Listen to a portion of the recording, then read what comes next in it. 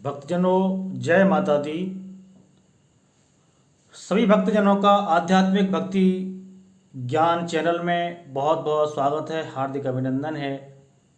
भक्तों, इस चैनल के माध्यम से आप श्री दुर्गा सप्तशती के सभी अध्यायों का श्रवण कर रहे हैं। इससे पहले हम 10 अध्यायों का वर्णन कर चुके हैं, आपने 10 अध्यायों का श्रवण किया है। आज की कथा में 11वें अध्याय में हम प्रवेश करने के लिए जा रहे हैं और ये बहुत ही सुंदर कथा है। इसमें देवताओं के द्वारा देवी की स्तुति की गई है और देवी के द्वारा देवताओं को वरदान दिया गया है। तो 11वें अध्याय में आइए, आगे बढ़ते हैं और आप इसका श्रवण कीजिए पूरी श्रद्धा के साथ। इसका ध्यान है, मैं भुवनेश्वरी देवी का ध्यान करता हूँ या करती हूँ। उनके श्री अंगों की आभा प्रभात काल के सूर्य के समान है और मस्तक पर चंद्रमा का मुकुट है। वे उभरे हुए स्तनों और 3 नेत्रों से युक्त हैं। उनके मुख पर मुस्कान की छटा छाई रहती है और हाथों में वरद, अंकुश, पास एवं अभय मुद्रा शोभा पाते हैं। ऋषि कहते हैं, देवी द्वारा वहाँ महादैत्यपति शुंभ के मारे जाने पर इंद्र आदि देवता अग्नि को आगे करके उन कात्यायनी देवी की स्तुति करने लगे। उस समय अभीष्ट की प्राप्ति होने से उनके मुख कमल दमक उठे और उनके प्रकाश से दिशाएं भी जगमगा उठी थीं। देवता बोले, शरणागत की पीड़ा दूर करने वाली देवी, हम पर प्रसन्न हो। संपूर्ण जगत की माता, प्रसन्न हो। विश्वेश्वरी, विश्व की रक्षा करो। देवी, तुम्ही चराचर जगत की अधीश्वरी हो। तुम इस जगत का एकमात्र आधार हो, क्योंकि पृथ्वी रूप में तुम्हारी ही स्थिति है। देवी, तुम्हारा पराक्रम अलगन्य है। तुम्हें जल रूप में स्थित होकर संपूर्ण जगत को तृप्त करती हो। तुम अत्यंत अनंत बल संपन्न वैष्णवी शक्ति हो। इस विश्व की कारणभूता परामाया हो। देवी, तुमने इस समस्त संसार को, समस्त जगत को मोहित कर रखा है। तुम्हें प्रसन्न होने पर इस पृथ्वी पर मोक्ष की प्राप्ति कराती हो। हे देवी, संपूर्ण विद्याएं तुम्हारे ही भिन्न भिन्न स्वरूप हैं। जगत में जितनी भी स्त्रियां हैं वे सब तुम्हारी ही मूर्तियां हैं। हे जगदम्बे, हे जगदम्ब, एकमात्र तुमने ही इस विश्व को व्याप्त कर रखा है। तुम्हारी स्तुति क्या हो सकती है?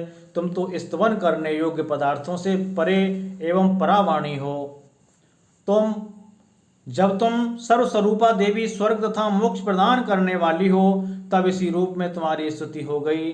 तुम्हारी स्तुति के लिए इससे अच्छी उक्तियां और क्या हो सकती हैं? बुद्धि रूप से सब लोगों के हृदय में विराजमान रहने वाली तथा स्वर्ग एवं मोक्ष प्रदान करने वाली नारायणी देवी, तुम्हें नमस्कार है। तुम्हें नमस्कार है देवी, तुम्हें नमस्कार है। कला, काष्ठा आदि के रूप से क्रमशः परिणाम अवस्था परिवर्तन की ओर ले जाने वाली तथा विश्व का उपसंहार करने में समर्थ नारायणी, तुम्हें नमस्कार है। नारायणी, तुम सब प्रकार का मंगल प्रदान करने वाली हो। मंगलमयी हो, कल्याणदायिनी शिवा हो, सब पुरुषार्थों को सिद्धि करने वाली शरणागत वत्सला 3 नेत्रों वाली एवं गौरी हो। तुम्हें नमस्कार है। हे देवी, तुम्हें नमस्कार है। तुम सृष्टि, पालन और संहार की शक्ति भूता सनातनी देवी, गुणों का आधार तथा सर्वगुणमयी हो। हे नारायणी, तुम्हें नमस्कार है। तुम्हें नमस्कार है। शरण में आए हुए दीनों एवं पीड़ितों की रक्षा में संलग्न रहने वाली तथा सबकी पीड़ा दूर करने वाली हे नारायणी, तुम्हें नमस्कार है। तुम्हें नमस्कार है। नारायणी, तुम ब्रह्माणी का रूप धारण करके हंसों से जुते हुए विमान पर बैठती तथा कुश में से जल छिड़कती रहती हो। तुम्हें नमस्कार है देवी, तुम्हें नमस्कार है। माहेश्वरी रूप से त्रिशूल, चंद्रमा एवं सर्प को धारण करने वाली तथा महान वृषभ की पीठ पर बैठने वाली नारायणी देवी, तुम्हें नमस्कार है। तुम्हें नमस्कार है।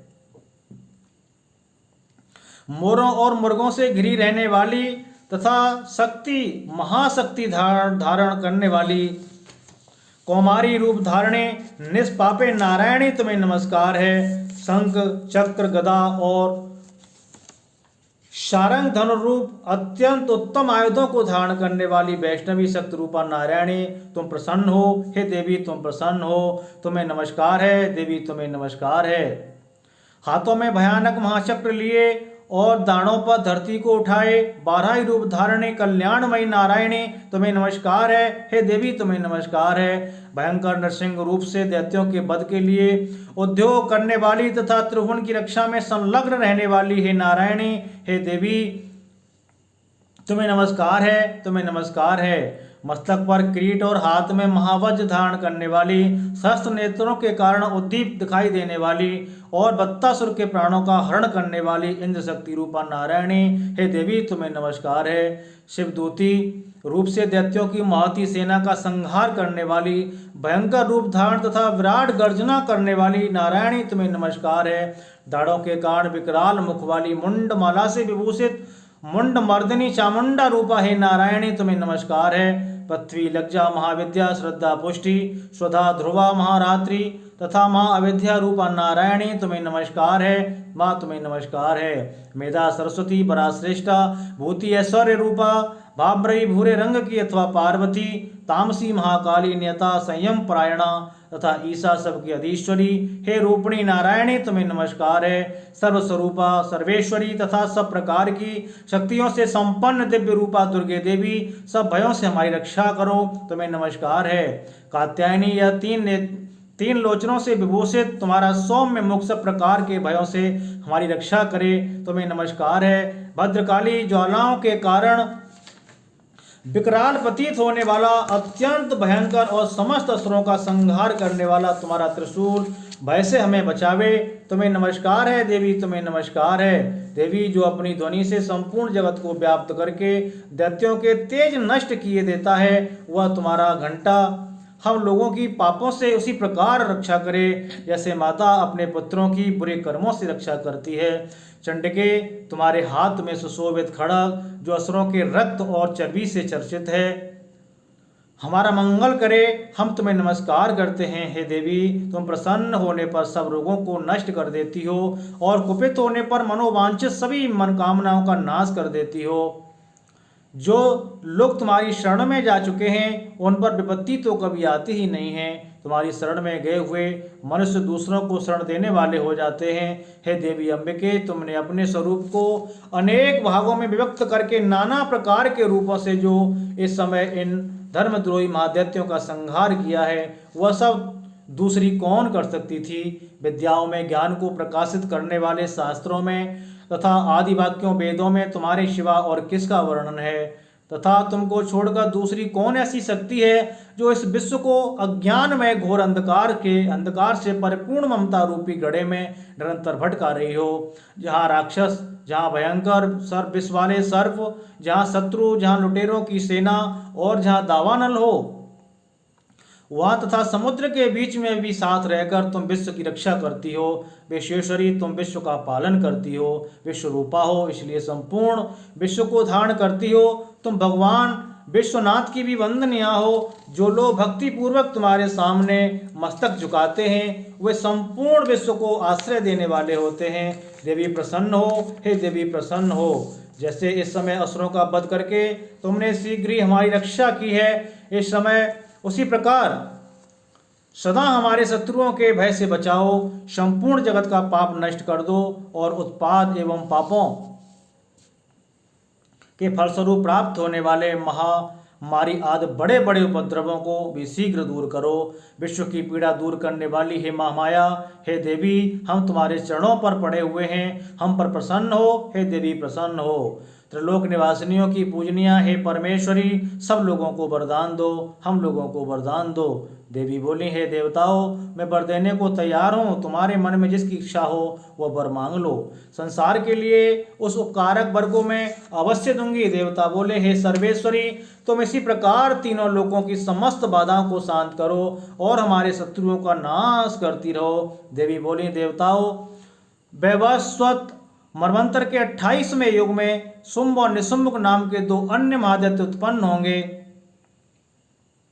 तब मैं नंदगोप के घर में उनकी पत्नी यशोदा के गर्भ से अवतीर्ण हो विंध्याचल में जाकर रहूंगी और उक्त दोनों असुरों का नाश करूंगी। फिर अत्यंत भयंकर रूप से पृथ्वी पर अवतार लेकर मैं विप्रचित्त नाम वाले दानवों का वध करूंगी उन भयंकर महादैत्यों को भक्षण करते समय मेरे दांत अनार के फूल की भांति लाल हो जाएंगे। तब स्वर्ग में देवता और मृत्युलोक में मनुष्यदा मेरी स्तुति करते हुए मुझे रक्त दंतिका के नाम से जानेंगे, रक्त दंतिका मुझे कहेंगे। फिर जब पृथ्वी पर 100 वर्षों के लिए वर्षा रुक जाएगी और पानी का अभाव हो जाएगा, उस समय मुनियों के स्तवन करने पर मैं पृथ्वी पर अयोनिजा रूप में प्रकट होंगी और 100 नेत्रों से मुनियों को देखूंगी। अतः मनुष्य शताक्षी नाम, इस नाम से मेरा कीर्तन करेंगे। देवताओं, उस समय मैं अपने शरीर से उत्पन्न हुए शाकों द्वारा समस्त संसार का भरण पोषण करूंगी। जब तक वर्षा नहीं होगी तब तक वे शाक ही सबके प्राणों की रक्षा करेंगे।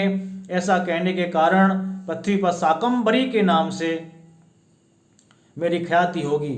ऐसा करने के कारण पृथ्वी पर शाकंभरी के नाम से मेरी ख्याति होगी। उसी अवतार में मैं दुर्गम नामक महादैत्य का वध भी करूंगी। इससे मेरा नाम दुर्गा देवी के रूप में प्रसिद्ध होगा। बोलेगा दुर्गा माता की जय। फिर मैं जब भीम रूप धारण करके मनुष्यों की रक्षा के लिए हिमालय पर रहने वाले राक्षसों का भक्षण करूंगी, उस समय सब मुनि भक्ति से नतमस्तक होकर मेरी स्तुति करेंगे। तब मेरा नाम भीमा देवी के रूप में विख्यात होगा। भीमा देवी की जय। जब अरुण नामक दैत्य तीनों लोकों में भारी उपद्रव मचाएगा, तब मैं तीनों लोकों का हित करने के लिए 6 पैरों वाले असंख्य भ्रमरों का रूप धारण करके उस महादैत्य का वध करूंगी।